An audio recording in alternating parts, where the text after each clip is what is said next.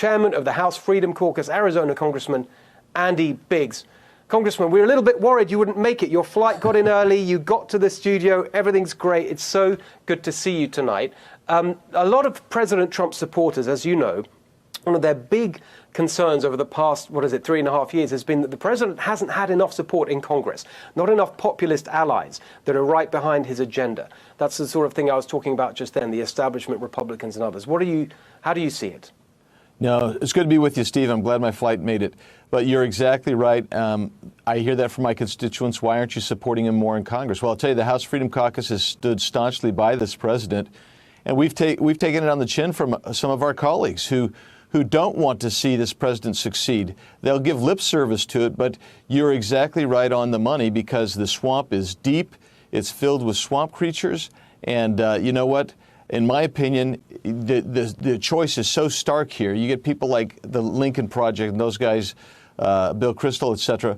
What they're doing is they're saying we would rather have a Marxist, leftist, authoritarian type of regime where we can make money and have special interests protected than to support President Trump, who's going to protect this country and make this country truly great and let everybody succeed or fail on their own personal merit.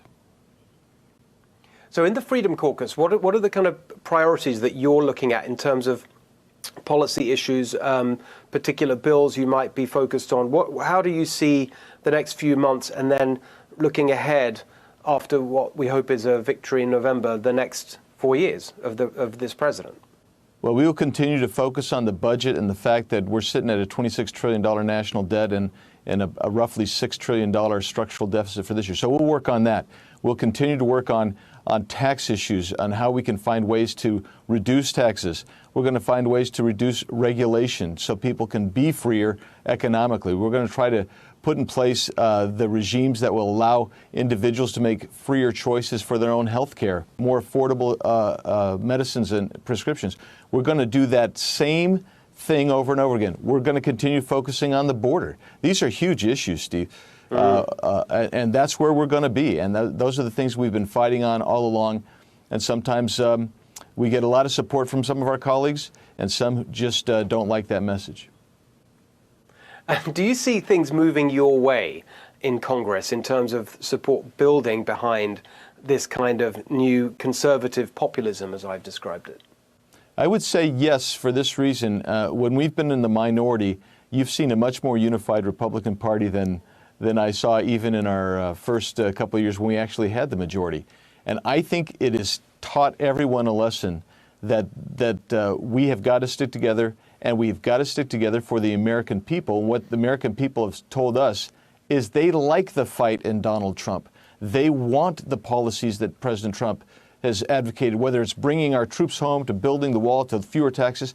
That, I think, has coalesced most of the Republicans in Congress. And then last question, I just wanted to get your take on something I'm going to be discussing with your colleague Matt Gaetz and also with Lisa later on in the show tonight.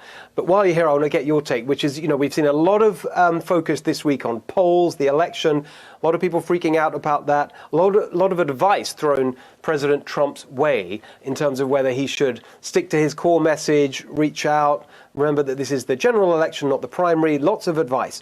What would be your advice to the president? I would say be Trump. Do you, because President Trump has some of the best intuition I've ever seen for a candidate. And when he can connect with people, which is every time he can get out in front of them face to face, you know what? He wins them over. So he needs to just be Trump. And his campaign guys need to let Donald Trump be Donald Trump. All right. Well, Congressman, great to see you tonight. Hope you'll be back soon. We appreciated it. And all the best.